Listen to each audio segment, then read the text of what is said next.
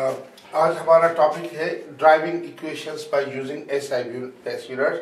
आज हम देखेंगे कि हम एसआई बेस्ड यूनिट्स को देख के इक्वेशंस कैसे ड्राइव कर सकते हैं। इस मेथड की एक खामी ये है कि अगर उसमें जो कांस्टेंट होता है उनकी वैल्यूज नहीं मालूम हो सकती, लेकिन बहरहाल हो जाता है अगर हमें पता हो। और दूसरा ये है कि इसमें सिर्फ वही क्वेश्चन ड्राइव हो सकती हैं जिनके सिर्फ दो टर्म हो, left hand side right hand side में, एक टर्म लेफ्ट हैंड साइड में एक टर्म राइट हैंड साइड में हो। मिसाल तो मैं बिल्कुल शुरुआत से शुरू कर रहा हूँ। अगर मैं कर रहा हूँ कि हमें ड्राइव बेसिकली हमें ये दिखाना है। सपोज ऐसे मैं कहता हूँ कि force depends upon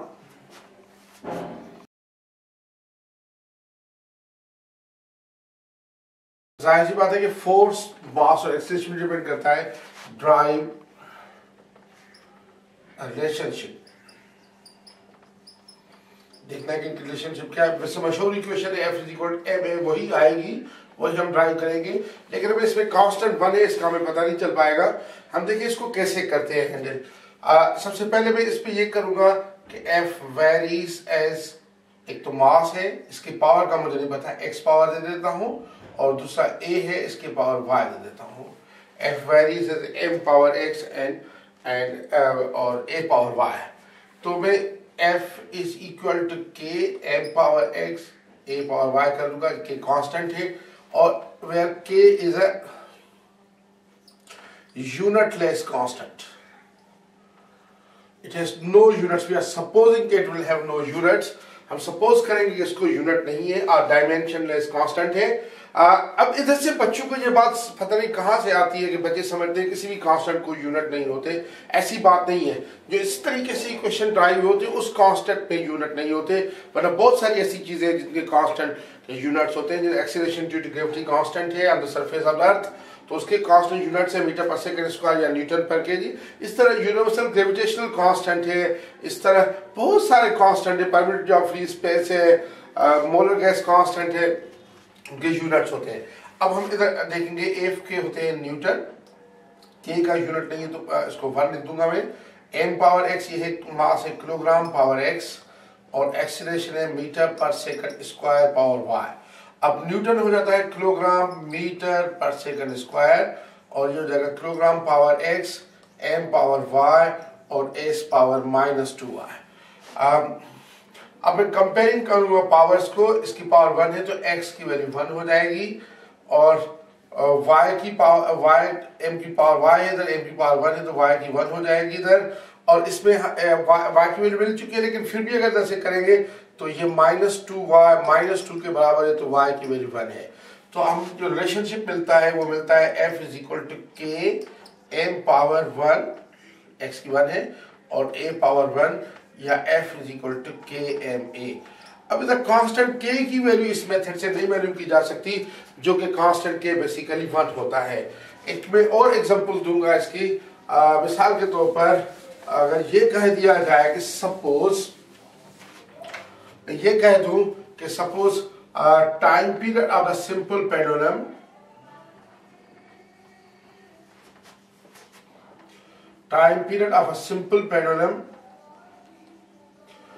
depends upon its length and acceleration due to gravity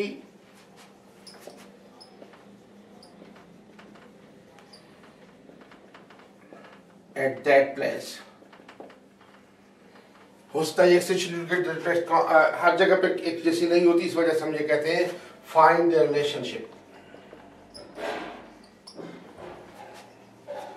यानी हमने टाइम पीरियड के फार्मूले को ड्राइव करना है एसआई बेस्ड यूनिट इस्तेमाल करके। तो मैं लिख दूंगा टी वेरीज एज, एक तो सिंपल पेंडुलम की लेंथ है l, इसकी पावर x ले लेता हूं, और g की पावर ले लेता हूं y। अब मुझे x और y की वैल्यू मालूम करनी होगी। अब ये t इज इक्वल टू हो जाएगा k l पावर x और g पावर y। t के यूनिट्स होते हैं सेकंड, k का यूनिट नहीं है, मैं लिख दूंगा k is a unitless constant है, इसकी यूनिट नहीं है k के। तो s ये हो जाएगा, s k का यूनिट नहीं है तो 1 होगा, l का मीटर पावर x हो जाएगा, जी का होता है मीटर पर सेकंड स्क्वायर पावर वाई, तो हो जाएगा एस पावर 1 इक्वल जो M power X M power Y S power -2y। अब इधर एम के पावर्स आ रहे हैं मीटर्स के, इधर का एम का कोई यूनिट नहीं है, नहीं होने का मकसद है कि एम पावर 0 है, एस पावर 1 है, M power X plus Y और एस पावर -2y। अब मैं सबसे पहले एस के यूनिट्स का पावर्स कंपेयर करूंगा, तो -2y आ जाएगा 1 के बराबर, तो इसका मकसद है कि y आ जाएगा -12 के। इसी तरह अगर मैं m के पावर कंसीडर करूं तो ये होता है x प्लस वाई आ जाता है 0 के, तो x -12 आ जाएगा 0 के, तो x आ जाएगा हाफ के। अब t के जो यूनिट्स हो जाएंगे, t का जो फार्मूला हो जाएगा वो इस तरीके से हो जाएगा, t equal to k l power x की वैल्यू है half into g power y की वैल्यू है -12 को मैं नीचे लिख सकता हूँ k और ये l पावर हाफ अपॉन इधर कर दूं g पावर हाफ, ये दोनों का हाफ पावर है, तो मैं ऐसे लिखता हूँ k l अपॉन g का होल पावर हाफ, या हाफ पावर हो तो वो बेसिकली स्क्वायर रूट का होता है l upon g under root.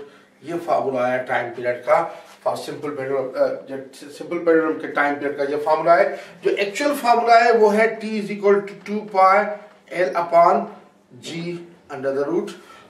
लेकिन इसमें से k इज इक्वल 2 पाई इस मेथड से वैल्यू नहीं कर सकते, उसके लिए हमें दूसरे साइंटिफिक या दूसरे मेथड्स प्रैक्टिकल्स के इस्तेमाल करने पड़ेंगे। एक और फार्मूला ड्राइव करूंगा इसी मेथड से।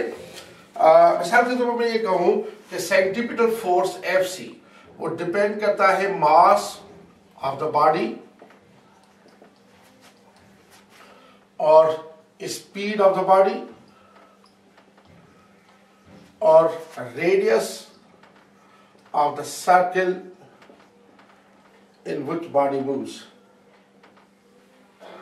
यानी अगर बॉडी एक सर्किल में ये मूव कर रहा होता है, बॉडी है मास एम का सर्किल में मूव कर रहा है, जो उसका रेडियस है वेलोसिटी v के साथ, तो जो सेंटीपिटल फोर्स लगता है Fc, वो उसका रिलेशनशिप मुझे निकालनी है इस SI बेस यूनिट से। तो मैं लिख सकता हूं कि Fc varies as m power x v power y r power z। तो Fc हो जाएगा k m power x v power y r power z, where k is the unitless constant। मैं लिखूंगा k is the unitless constant। अब भी unit लूंगा force का होता है न्यूटन, k का तो 1 होगा, m का होगा किलोग्राम पावर x, v का होता है मीटर पर सेकंड पावर y, r का होगा मीटर पावर z। न्यूटन होता है किलोग्राम मीटर्स पर सेकंड स्क्वायर, जो जगह kilogram power x m power y s power -y m power m power z।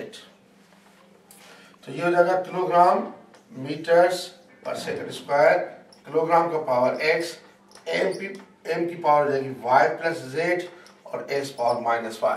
अब अगर कंपेयरिंग करें तो क्लियरली x की वैल्यू 1 आ जाती है, x इज इक्वल टू 1। आप देख सकते हैं किलोग्राम की पावर 1 है, इधर किलोग्राम की पावर x है, तो x इज इक्वल टू 1 आ गया। उसके बाद m की पावर 1 है, लेकिन इस m की y प्लस z, इससे हमें थोड़ा सा मुश्किल हो जाएगी। ये मैं कर देता हूँ, इसकी पावर -y, इसकी पावर -2 है, तो -y -2 के बराबर है, तो y 2 के बराबर है।